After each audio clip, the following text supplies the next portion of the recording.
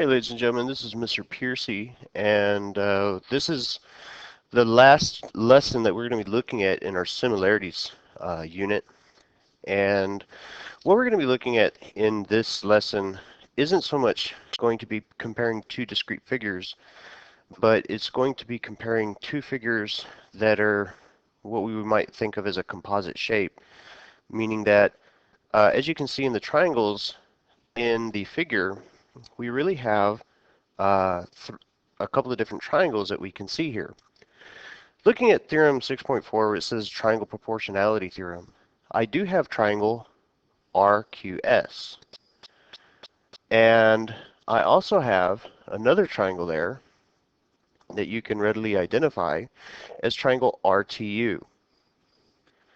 Well, what they're identifying is that because we have parallel lines here, because TU and QS are parallel to each other, it will divide the segments of those sides, or actually it will divide the triangles into proportional units. So we can use that information to therefore write and solve proportions. Now the converse of that would be that if the segments that make up the sides of those triangles were proportional to each other, so for instance, if segment RT and segment TQ were going to produce the same ratio as segment RU and US, then it means that the segments TU and QS would have to be parallel to each other.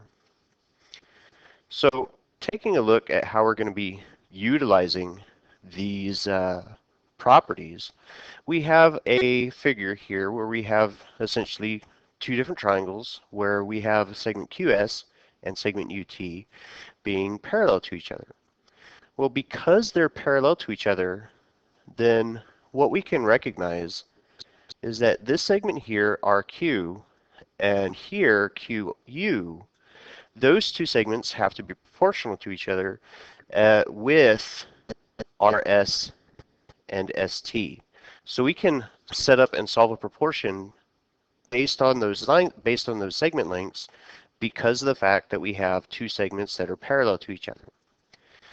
So taking that information, we have the proportion RQ over QU is equal to RS over ST. Substituting the values gives us 10 over QU and 12 over 6, or you could simplify it to be 2 over 1, and then cross multiply and find the missing length, and in this case we get 5. So setting up and solving the proportion, or solving the proportion at this point really shouldn't be the challenge as far as doing the cross multiplication, but in this case we're looking at that last particular property of proportional triangles or proportional figures because I have segments that are parallel to each other. So here I'm not real fond of the way that they kind of drew that one. It's kind of hard to see. So I'm going to just draw this one out here. So we have C, A, E, B, D. That way it's a little easier for us to see. And what they're telling us is that AB is 31, BC is 19, CD is 27, and DE is 23. And what the question is asking us to determine is to explain why segment BD is not parallel to segment AE. Well, according to the triangle proportionality theorem, if CD and DE, if that ratio is equal to CB over BA, if that is a true statement, then I would be able to say that DB is parallel to EA according to the triangle proportionality statement, or theorem I should say. Well, if I look at the ratio of those sides, CD and DE gives me 27 over 23. And because 23 is a prime number, that ratio can't simplify. Looking at the ratio of the other one, we get 31 over 19. Now, 19 for sure is a prime number, but so that ratio doesn't simplify. So because the ratios are not the same, and they don't simplify to be the same value, then we can say that the two segments BD and AE cannot be parallel to each other. So what I want you guys to do here is use the triangle proportionality theorem to find the length of the missing segment, and just like what we saw in the last example, determine whether or not QT and RS are going to be parallel to each other. We're having technical difficulties. Wi-Fi is not working, but go ahead and pause your video and answer these two questions, and when you're done, come back and compare your answers against mine. Okay, guys, hopefully we have some good answers here. So looking at the figure in problem number 1, they're showing me that KM and JN, because they're showing me that those two segments are parallel to each other, then that means that segments LK and KJ should be proportional to LM and MN. So that's how I'm going to set up my ratio. Substituting the values that we have from the figure gives me x over 18 is equal to 44 over 24. Because I'm just calling the segment that we're looking for, KL, I'm calling that x. And then cross multiply, and we get x to be 33 units long. So now, here, we don't know that QT is parallel to RS. We need to use the ratios of those individual segments to show whether they are or not.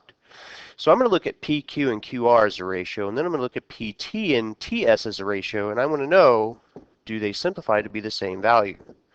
If they do simplify to be the same value, then we say that the lines are parallel to each other. Otherwise, we say that they're not parallel. So in this case, 18 over 38 simplifies to be 9 over 819, and 36 over 80 simplifies to be 9 over 20. They're very, very close, but they're not the same. So because those ratios are not equal to each other, then we cannot say, then all we can conclude is that those two segments are not parallel to each other. Now what we're seeing here, where it says theorem 6.6, that's really called the proportional segments theorem, which is essentially what we saw at the beginning with the triangles. Except here it's just talking about parallel lines necessarily, not necessarily parallel lines inside of triangles, although you can very clearly see if we did extend the two kind of sideways lines, if we extended them out far enough, we would absolutely make triangles. So this is really the same theorem that we saw at the beginning of the lesson. Now, theorem 6.7 is called the triangle angle bisector theorem, which is kind of the same thing. What we're doing is we're bisecting an angle. So in the diagram, you can see that ray CD is bisecting angle C. So that tells us that the two segments that form the opposite side of the triangle, in this case AD and BD, because those are because the ray is going through them and it's bisecting angle C, it's going to make AD and DB as a ratio equal to the ratio of CA and CB in this case. So here, the last one is specifically about triangles, but the proportional segments theorem is just talking about when I have parallel lines, essentially. So they would work for if we had rectangles, specifically trapezoids would work really well. Rhombuses, maybe, if we had to see any kind of figure that has parallel lines with them. Trapezoids is a very common use for them.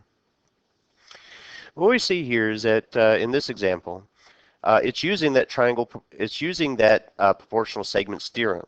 Because we know that AF, BE, and CD are parallel to each other, then that means AB and BC should be, as a ratio, equal to the ratio of FE and ED. Okay, and that's exactly what we're seeing here. Now the question, what it's asking us, we have to pay attention, it's asking what is the distance of segment C to A? So it wants the whole thing. Now there's two ways that you could do this. We don't know what BC is, so we can call that X. Now personally, the way I'm going to look at it is I'm not going to look at it the way that the book is asking us to do it. Really, I'm going to say AB over BC is equal to FE over ED. That's how my mind works because I understand the theorem. So looking at that, I'm going to say 2000 over X is equal to 2500 over 3000. So here we're going to get 2,000 over x to be equal to 5 over 6 when I simplify the ratio.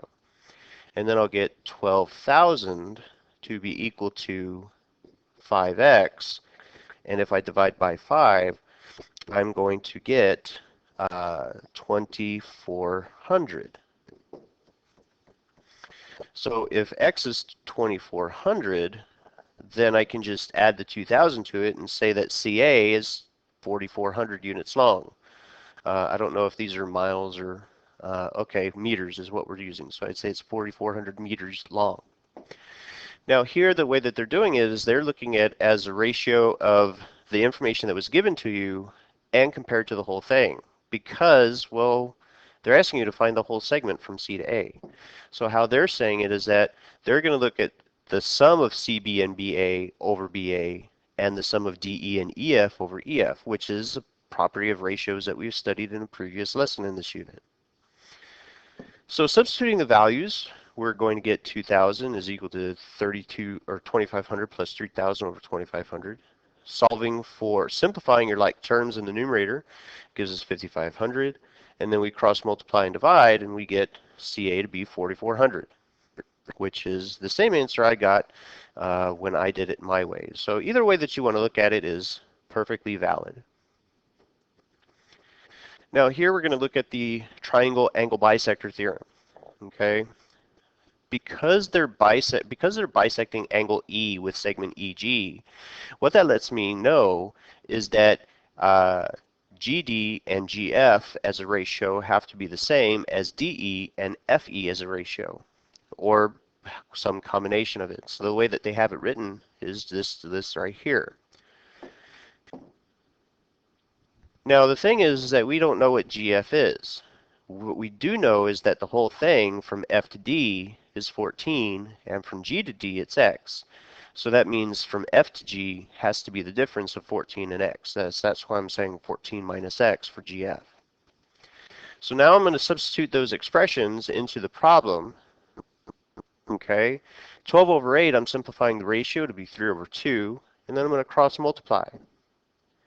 When I cross multiply, I get 3x is equal to 28 minus 2x, and then solving for x, in this case, will give me x to be equal to 5.6, because what I'll do is I'll move the 2 over through addition to the left side, and that'll give me 5x is equal to 28. Divide the 28 by 5, and that's how we get to 5.6. Now, here are the last two questions dealing with the triangle angle bisector theorem, the last question, and the proportional segments theorem, where we just have parallel lines. So in this case, we want to find what is the length of AB in both examples. So go ahead and pause the video, set up the proportions, and find the missing values. And when you're done, go ahead and hit play again and compare your answers with what I have. All right, so hopefully we have some good answers here. Now, looking at the problem the way it's been provided to me, here I'm looking for segment AB, which I'm going to call X.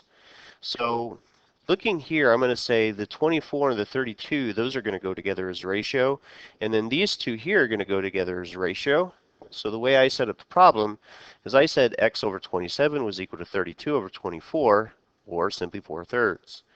And cross multiplying gives me x to equal 36 in this case. So here, what I'm going to look at is here, segment AD, and this, which I don't know, segment AB, those go together. And BC and DC as a ratio, those go together. So that's how I'm going to set up the proportion for this problem. Now this one's actually really simple because they gave us the lengths of 1. X over 1 is equal to radical 2 over 1. Well, anything over 1 is just itself, so we don't even actually do any cross multiplication here. We just, okay, well, anything divided by 1 is itself, so that gives me x is equal to radical 2. So essentially what we have here, triangle ABD, is an isosceles triangle. But that's it for this lesson here, where we're talking about proportional segments of figures based on the fact that, you know, we have parallel lines, or in case of a triangle, an angle bisector. If you have any questions about any of the examples that you've seen, by all means, let me know what they are, and I'll be happy to help you out with them. But until next time, guys, if you don't have any questions, thanks for watching, and take care.